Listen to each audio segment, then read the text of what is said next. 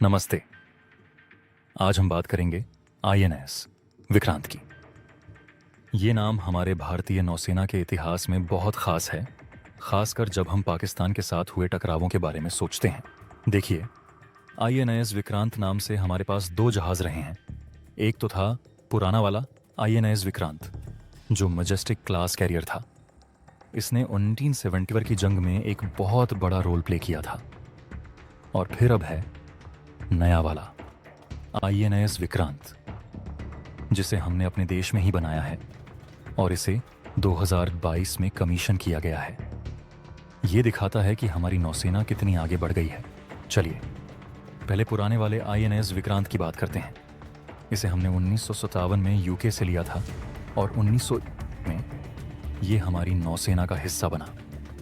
1971 की इंडिया पाकिस्तान जंग में, खासकर पूर्वी मोर्चे पर, इसने भारत की जीत में एक बहुत बड़ा हाथ बंटाया था। इसकी क्या क्षमताएं थीं और इसने क्या किया 1971 में, देखिए। इसमें कुछ दिक्कतें भी थीं ऑपरेशनल, जैसे इसका स्टीम कैटापल्ट कभी कभी प्रॉब्लम करता था।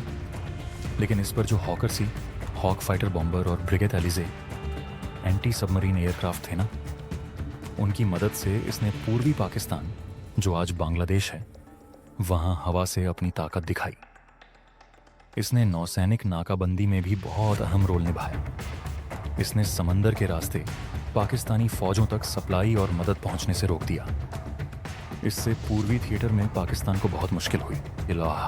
इसके एयरक्राफ्ट्स ने पूर्वी पाकिस्तान के पोर्ट्स, एयरफील्ड्स और दूसरे तटीय ठिकानों पर कई सफल हमले किए, जैसे चटगांव और कॉक्स बाजार पर।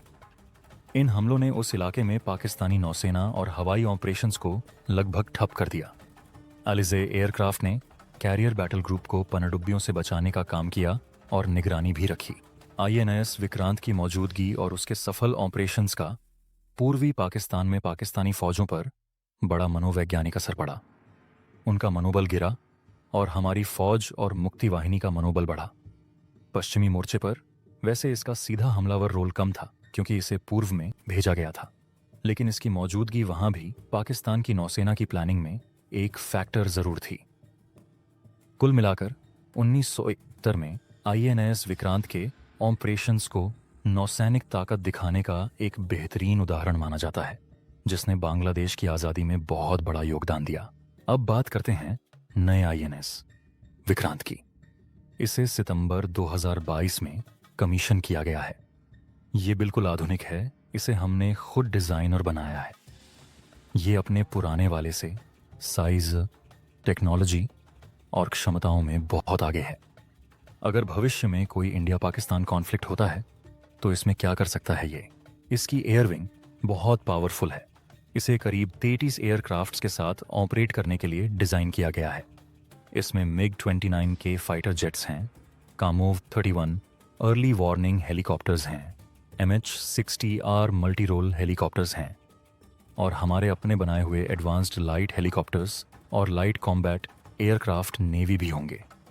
ये हमला करने और बचाव दोनों के लिए बहुत ज़्यादा ताकत और वर्सेटिलिटी देता है।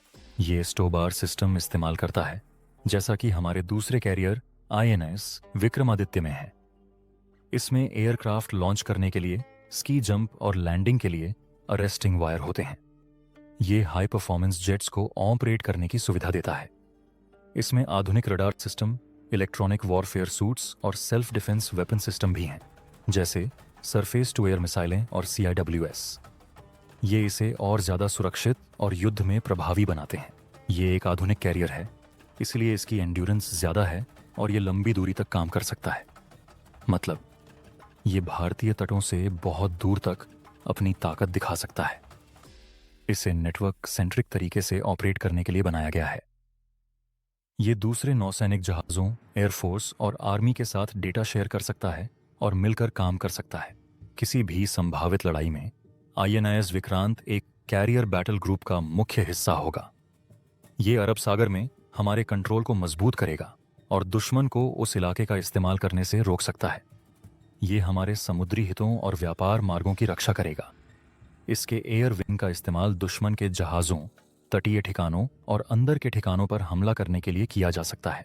आईएनएस विक्रांत जैसा एक आधुनिक और सक्षम एयरक्राफ्ट कैरियर, इसकी सिर्फ मौजूदगी ही एक बहुत बड़ा डिटरेंट है। ये हमारी समुद्री ताकत और हमारे इरादे का साफ संकेत है।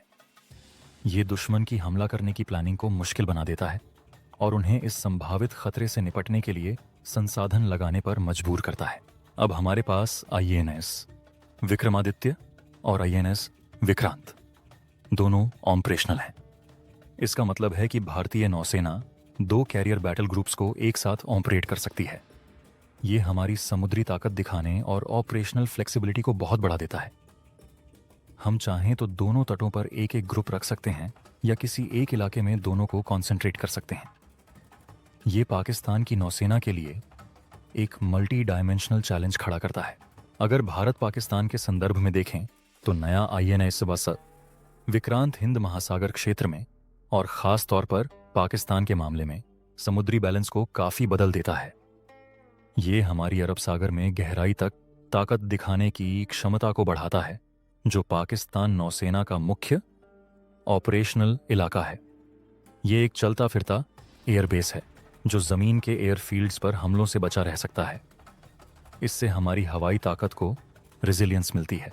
ये हमारी सी कंट्रोल क्षमताओं को मजबूत करता है, जो हमारी लंबी तटरेखा, ऑफशोर एसेट्स और समुद्री व्यापार मार्गों की सुरक्षा के लिए बहुत ज़रूरी है।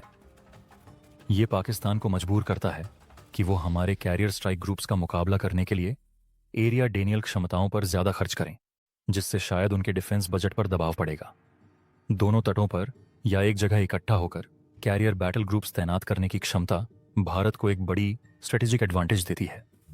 तो संक्षेप में कहें तो पुराने आईएनएस विक्रांत ने 1970 की जंग में अपने निर्णायक रोल से इतिहास में अपना नाम लिखवाया। वहीं नया आईएनएस विक्रांत हमारी नौसैनिक ताकत का एक आधुनिक और कहीं ज्यादा सक्षम हथियार है। एयर ऑपरेशंस, निगरानी और नेटवर्क सेंट्रिक वॉरफेयर में इसकी उन्नत क्षमताएं पाकिस्तान के साथ भविष्य में किसी भी संभावित कॉन्फ्लिक्ट में इसे एक बहुत अहम एसेट बना देंगी। ये सी कंट्रोल, पावर प्रोजेक्शन और डिटरेंस के लिए एक बहुत पावरफुल